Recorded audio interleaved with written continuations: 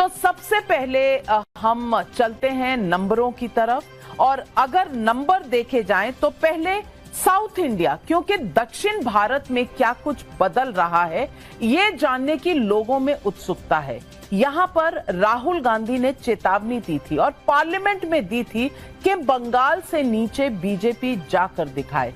इसलिए पिछले कुछ महीनों से प्रधानमंत्री ने जिस तरह से वर्ल्ड विंड टूर्स किए हैं और जितनी रैलियां दक्षिण भारत में की हैं, उससे ये बिल्कुल सीधी तरह से सबको पता चल रहा है कि बीजेपी ने ठान लिया है कि दक्षिण भारत की रूपरेखा बदलनी होगी और बीजेपी को वहां नई जड़ें उगानी होंगी। तो केरल से शुरू करते हैं। राहुल गांधी केरल में वायनाड सीट से लड़ रहे हैं। केरल में कल क्या होने वाला है ये देखने के लिए हम चलते हैं। 20 सीटें आती हैं केरल से, और नंबर अगर हम देखें तो बीजेपी को 1 सीट, पहली सीट मिलने का अनुमान है। कांग्रेस को 9 सीटें मिलने का अनुमान है। सीपीएम को 7, आईयूएमएल को 2, अन्य को 1। ये केरल के रुझान नजर आ रहे हैं इस वक्त। तो बीजेपी सबसे पहली बार यहां खाता खोलने के लिए तैयारी कर रही है। 1 सीट बीजेपी को मिल सकता है। ये कौन सी सीट होगी? के सुरेंद्रन की होगी, जो वायनाड में राहुल गांधी के खिलाफ हैं। थिरुवनंतपुरम में राजीव चंद्रशेखर क्या शशि थरूर को हरा पाएंगे, या कोई और सीट?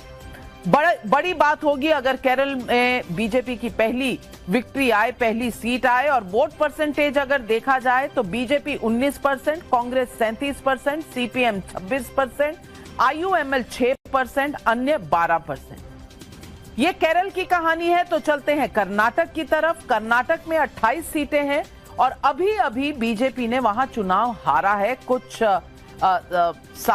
पिछले साल। और कर्नाटक में इस वक्त के रुझान बता रहे हैं कि बीजेपी को 22 सीटें मिलने का अनुमान है, कांग्रेस को 5, जेडीएस को 1, यानी कि एनडीए के खाते में 23, अन्य को 0। तो कांग्रेस 5 पर, बीजेपी 22 पर। और यहां पर अगर हम वोट शेयर भी देखना चाहें तो वोट शेयर कर्नाटक में बीजेपी को 46%, कांग्रेस को 42%, जेडीएस को 6%, अन्य को 6%। ये दिख रही है जो सीटें हैं और वोट शेयर है कर्नाटक में।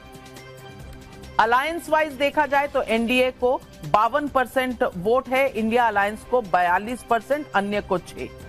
अब आंध्रा की तरफ चलते हैं। तो आंध्रा में वाईएसआरसीपी यानी जगन रेड्डी की पार्टी को 21, टीडीपी और जेएसपी अलायंस को 4। बीजेपी का खाता शायद आंध्र प्रदेश में अभी भी नहीं खुल पाएगा, और इन 21 सीटों के चलते वाईएसआरसीपी को 50% वोट शेयर, टीडीपी और जेएसपी पवन कल्याण की पार्टी 44% पर, बीजेपी 2% पर, अन्य 4% पर।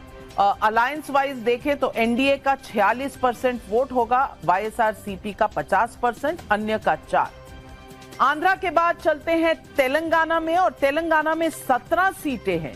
17 में से बीआरएस को 2, बीजेपी को 5 सीटें, कांग्रेस को 9, एआईएमआईएम को 1, अन्य को 0। यानी बीजेपी अपना टैली बढ़ाएगी, 5 सीटों पर चली जाएगी। पिछली बार 2019 में 4 सीटें थी। और अगर हम देखें कि सर्वे में किस तरह बीजेपी का ग्राफ दिख रहा है, तो यहाँ वोट शेयर अगर देखा जाए तो बीआरएस को 31%, बीजेपी को 21%, कांग्रेस को 39%, एआईएमआईएम 2%, अन्य को 7%। तो बीजेपी का वोट शेयर 21% पे जाना बीजेपी के लिए बड़ी बात होगी। सबसे हम सर्वे का कंपैरिजन भी अगर देखें तो पहले के जो सर्वे थे उसमें बीआरएस शायद बढ़ती हुई नजर आ रही है, और बीजेपी शायद इस वक्त एक सीट गेन करती हुई, बीआरएस कम होती हुई।